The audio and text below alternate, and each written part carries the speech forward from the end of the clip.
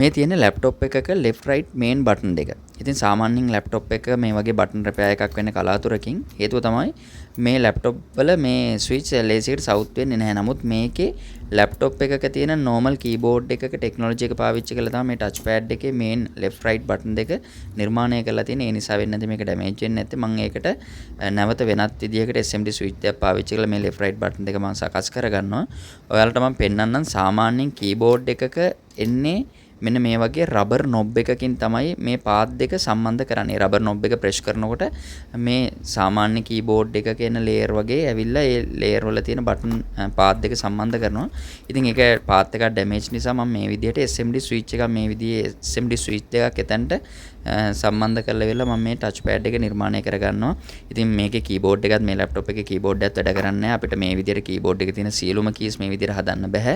නමුත් මේ touch pad එක අපිට හදලා දෙන්න පුළුවන්. මොකද බටන් දෙකක් විතරයි යූස් කරන්න තියෙන්නේ.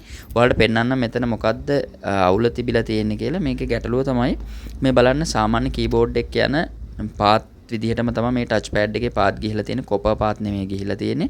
කොපර් පාත් ගිහිලා තිබ්බනම් මේ ඩැමේජ් වෙලා තියෙන පාත් එක අපිට නිවැරදි කරන්න තිබ්බ. බලන්න මෙතන තියෙන මේ පාත් එක ඩැමේජ් වෙලා තියෙනවා. මේක අපිට සෝල්ඩරින් අයන් එකකින් පාවිච්චි කරලා ඉවරලා අපිට මේක ජම්ප් එකක්වත් ගහන්න බෑ. ඒ නිසා මම මේකට වෙනම SMD ස්විච් දෙකක් අරගෙන ඉවරලා මම ලයින් ටික වෙනම සම්බන්ධ කරලා මම මේ ටච් පෑඩ් එක හදා ගන්න තමයි සූදානම් වෙන්නේ. මේ වෙනකොට මම මේ ලේයර් එකට SMD ස්විච් දෙකක් අලවගෙන තියෙන්නේ. දැන් අපිට තියෙන්නේ මේ ස්විච් දෙකට අවශ්‍ය වයර් ටික සම්බන්ධ කරලා ඉවරලා ටච් පෑඩ් එකට ඒ ටික සම්බන්ධ කරන්න. ඉතින් ඔයාලට මම පෙන්නන්න මේ ටච් පෑඩ් එකේ කොතනද සම්බන්ධ වෙන්නේ කියලා. ඔයාලට පේනවා මෙතන මේ රිබන් එකක් මම ඕපන් කරලා තියෙනවා. ඒ ඇවිල්ලා තියෙන මේ තියෙන රිබන් එකට තමයි රිබන් සොකට් එකට තමයි අපේ ටච් පෑඩ් එකේ බටන් දෙක සම්බන්ධ වෙන්නේ. ඉතින් දැන් අපි මේ සොකට් එකට පාත් ටික සම්බන්ධ කරන්න විදියක් නැහැ. අපි වෙනමම මේ සොකට් එකේ පාත් වලට අපි අර බටන් දෙකේ ලයින් ටික සම්බන්ධ කරගන්නවා වෙනමම. ඉතින් අපි ඒ ටික කරගෙන ඉවර වෙලා බලමු මේක නිවැරදිව වැඩ කරනවද නැද්ද කියලා. තවත් ගැටලුවක් තියෙනවා. හේතුව තමයි මෙතන මේ ස්විච් එක ඇමෙනුවාට අපි උඩ තියෙන ප්ලාස්ටික් කවර් එකකින් අපිට මේ බටන් දෙක ප්‍රෙස් වෙනවද කියන ගැටලුවකුත් තියෙනවා. අපි ඒක ඉස්සරහට බලමු. ඔන්න මම දැන් වයර් ටික සම්බන්ධ කරගෙන ඉවරයි. දැන් අපි මේ වයර් ටික මදර් බෝඩ් එකට පාහ ගන්න ඕන ගැලපෙන ලයින් වලට බලලා ඉවර වෙලා.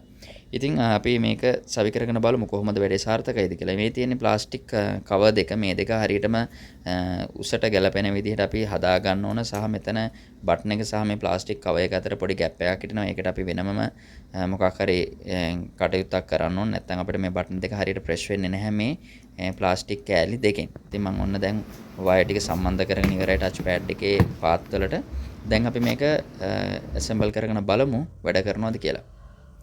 ඉතින් දැන් මම මේක සම්බන්ධ කරගෙන ඉවරයි. කිසිම ගැටලුවක් නැතුව ටච් පෑඩ් එක වැඩ කරනවා. ඉතින් සාර්ථකයි. සෑහෙන කාලයක් පාවිච්චි කරන්න පුළුවන් වෙයි කියලා විශ්වාස කරනවා. ඉතින් මේ වගේ ටච් පෑඩ් එක ඩැමේජ් එකක් තිබ්බොත් මේ විදිහට සකස් කරගන්න පුළුවන්. හැකියාවක් තියෙන කෙනෙක් ඉන්නවා නම් මේ තාක්ෂණය පාවිච්චි කරලා ඉවරලා වැඩේ කරගන්න පුළුවන්.